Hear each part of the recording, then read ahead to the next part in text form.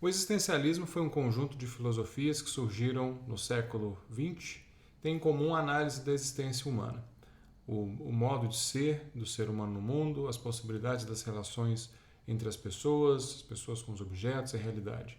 É diferente do romantismo, porque o romantismo ele defende que o ser humano seria a manifestação de uma força infinita, tipo absoluto, a humanidade, a razão, etc., que a ordem do mundo garante que a ação humana vai ser bem sucedida, que a liberdade é infinita e absoluta, totalmente indeterminada, que o progresso humano é garantido, a história humana está caminhando para o progresso certo. O romantismo exalta esse universo, o mundo interior e a espiritualidade do ser humano e diminui a importância de certos aspectos negativos da vida, como a dor, a doença, a morte, a tristeza. E o existencialismo faz justamente o contrário. O Sartre e a Simone de Beauvoir foram existencialistas do século XX, tiveram um relacionamento também afetivo pela vida toda, e a gente vai falar um pouquinho do pensamento de cada um desses autores existencialistas, da autora e do autor Sartre e Simone de Beauvoir, existencialistas. Sartre viveu ao longo do século XX, foi um pensador francês. Além de filosofia, ele escreveu peças e romances famosos também, entre eles A Náusea, O Muro, A Idade da Razão, e a obra filosófica mais importante dele foi O Ser e o Nada, publicado em 1939. Foi um pensador que influenciou muito os movimentos libertários do final dos anos 60. Vamos dar uma olhada no pensamento do Sartre, principalmente a partir de alguns trechos de obras dele.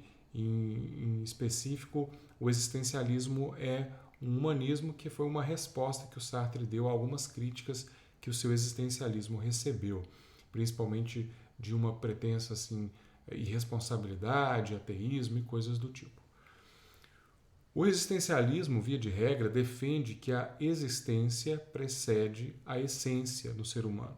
Isso significa que primeiro o ser humano está vivo, está no mundo, está se relacionando com as pessoas, está criando seus projetos, e depois isso vai definindo a pessoa. Diferente de um objeto, como uma tesoura, por exemplo, que já nasce com uma função, já nasce com o seu papel no mundo determinado. Então a essência da tesoura viria antes da sua existência e ao contrário com o ser humano. O que o Sartre está dizendo aí nesse trecho é que todos os existencialistas admitem que a existência ela vem antes da essência, que se parte de uma subjetividade no mundo, que é diferente de uma tesoura que é planejada, que é pensada primeiro e depois entra na realidade. A essência da tesoura vem primeiro.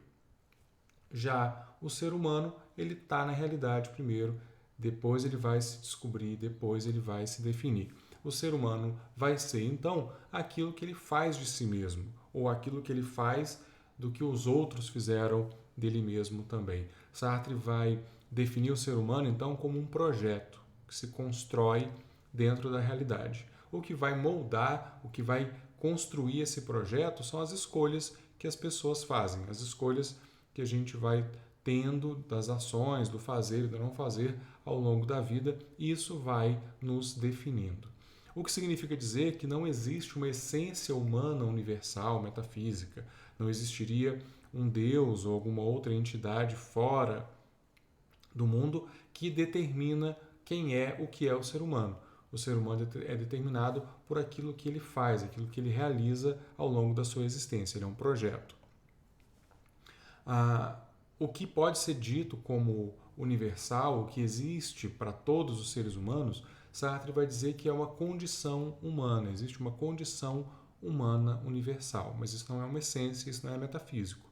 Isso é o estar aqui que todo mundo enfrenta, sejamos pessoas agora, no início do século XXI, seja o europeu que viveu no século XVII, seja um romano do início da era cristã, todo mundo está nesse mundo, ou esteve nesse mundo, com outras pessoas, tendo que lutar pela própria vida, batalhar pela própria sobrevivência, enfrentar os conflitos pessoais com outros indivíduos que estão vivendo ali no mesmo período. Somos todos mortais, temos que enfrentar a doença, morte, etc. Então isso é uma condição humana universal.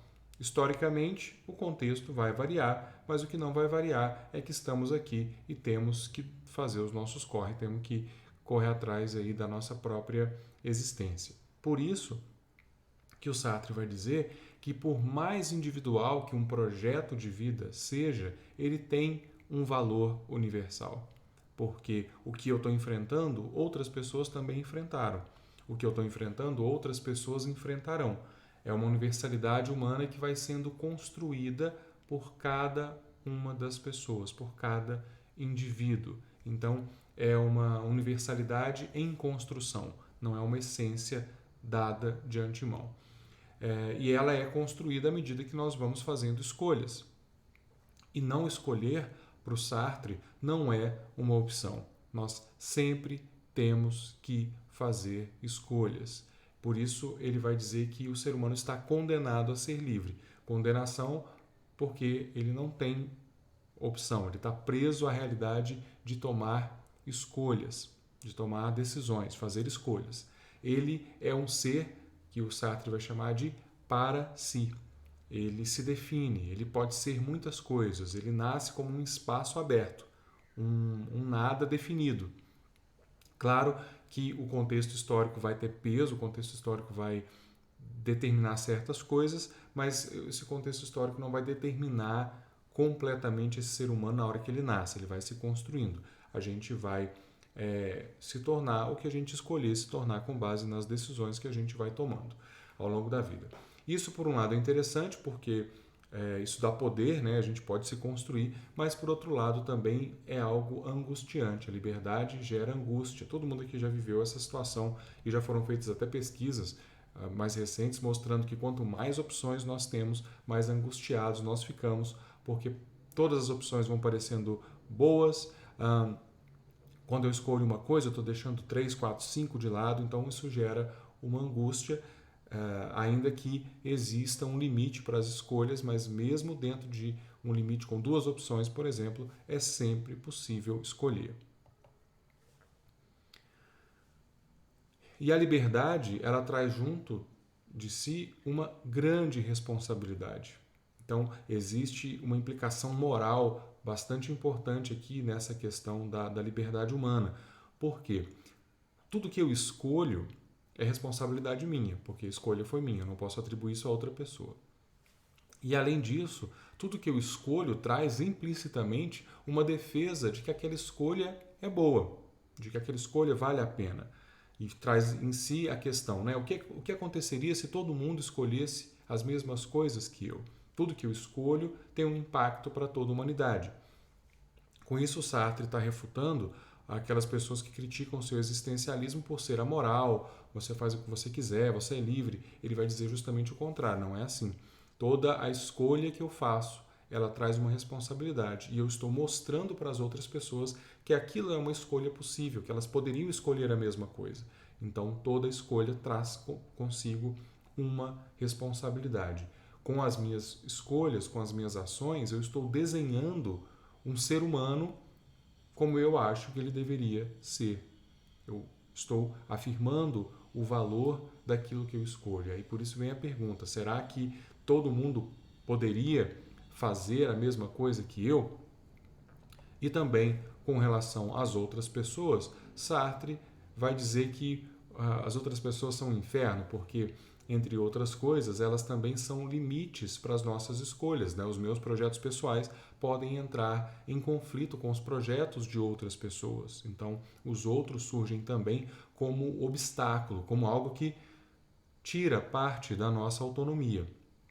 Além disso, é também pelo olhar do outro que nós nos reconhecemos como nós mesmos, aquela questão da imagem também, né, da humanidade nas nossas ações, o que a gente acerta, o que a gente erra, nossas qualidades e o que nem sempre é muito fácil de encarar nossas fraquezas. A Simone de Beauvoir também foi uma pensadora francesa, viveu ao longo do século XX, foi uma filósofa existencialista, feminista, escritora, escreveu livros de viagem, livros de memórias, uma autobiografia, ensaios políticos, entre outras coisas. Os romances mais conhecidos dela são As Convidadas e Os Mandarins. A obra filosófica mais famosa, considerada mais importante dela, é O Segundo Sexo, que foi publicada em 1949. Foi uma obra, ainda é, mas foi uma obra muito polêmica. Ela foi incluída no índex de obras proibidas do Vaticano, foi muito criticada e mesmo hoje ainda gera polêmica. Foi uma das obras feministas mais importantes do século XX. A formação filosófica dela foi a fenomenologia, que resumidamente é um estudo de como as coisas se manifestam à nossa existência e que os objetos eles não estão dentro do sujeito, eles têm uma existência própria. Cada um de nós constrói o mundo a partir da estrutura da própria consciência. Vamos dar uma olhada também no pensamento dela a partir de algumas citações, alguns trechos de obras da Simone de Beauvoir. Na linha do existencialismo, e que a gente já explicou um pouco com Sartre, a Simone de Beauvoir também defende a ideia de que cada um de nós tem ações e essas ações, além de nós sermos responsáveis por essas ações, nós nos tornamos também responsáveis por toda a humanidade quando agimos, porque nós estamos dando um exemplo, nós estamos desenhando uma imagem do que o ser humano pode fazer. Então ela concorda com aquela noção de que a liberdade traz responsabilidades. E também que a liberdade é muito importante, e aquilo que eu desejo para mim, eu desejo para os outros também. Então, ser livre também é desejar que os outros sejam igualmente livres, que as pessoas possam definir o seu próprio caminho. E ela vai concentrar muitas dessas reflexões no lugar da mulher nessa realidade. E vai defender que as mulheres devem se livrar, se libertar da ideia de que tem que ser como os homens para serem para terem a sua existência legitimada, e também devem se libertar do papel passivo que a sociedade lhe atribuiu ao longo da história. Libertar-se desses papéis que já estão determinados, que já estão fechadinhos, é muito mais arriscado do que simplesmente aceitar o que a sociedade transmite para nós. Mas, segundo a Simone de Beauvoir, é o único caminho para uma real igualdade, uma real liberdade das mulheres, das pessoas do gênero feminino. E a Simone de Beauvoir vai fazer uma crítica na sua obra Segundo Sexo a respeito da maneira como o padrão de humanidade foi sendo construído ao longo da história.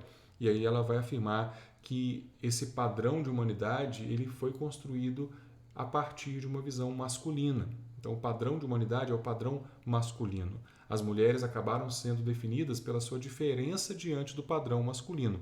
O eu do conhecimento filosófico seria masculino, enquanto o feminino, o par binário do masculino, foi definido, e ela chama de o outro, tudo aquilo que não é o masculino. A subjetividade, na visão da Simone de Beauvoir, então, foi construída ao longo da história a partir de um ponto de vista, o ponto de vista dominante dos homens. Enquanto esse eu masculino é ativo, é definido como consciente, o outro, que é o contrário desse eu, é tudo que o eu rejeita. Ele é passivo, ele não tem voz, ele não tem poder. Então o feminino acabou sendo construído dessa forma. As mulheres vão ser julgadas como iguais só na medida em que elas agirem como os homens, que elas forem como os homens. O ideal de humanidade, então, é masculino.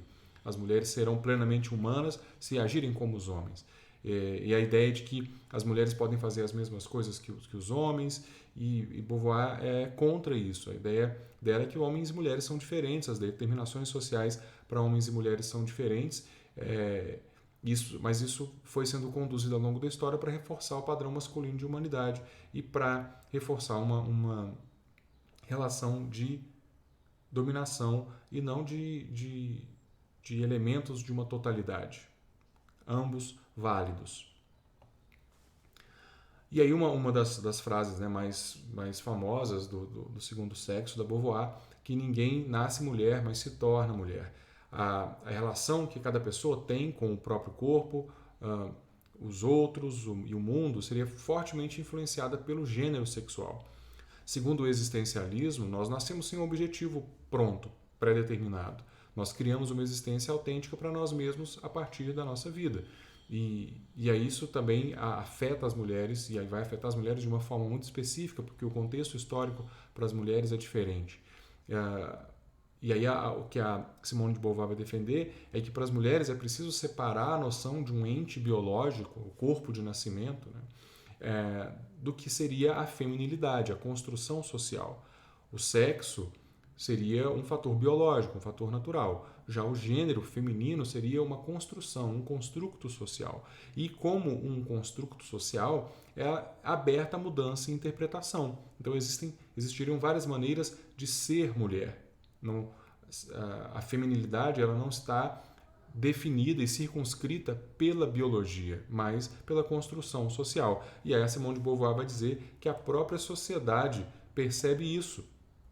Quando, por exemplo, ela fala no segundo sexo, né? que falam pra gente, ó, sejam mulheres, permaneçam mulheres, tornem-se mulheres. Ou seja, nascer mulher não é o suficiente para ser mulher, porque as mulheres, inclusive, são, ao longo do tempo, cobradas para serem mulheres, mas elas já são mulheres, como elas vão ser mais mulheres do que elas já são? Isso revela para Beauvoir que é uma questão social, não é uma questão biológica. Essa exortação de que as mulheres têm que ser assim, têm que ser assado para serem mais mulheres, revela que essas pessoas que dizem isso estão usando certas noções construídas socialmente do que é ser mulher para dizer que uma pessoa não está sendo mulher o suficiente.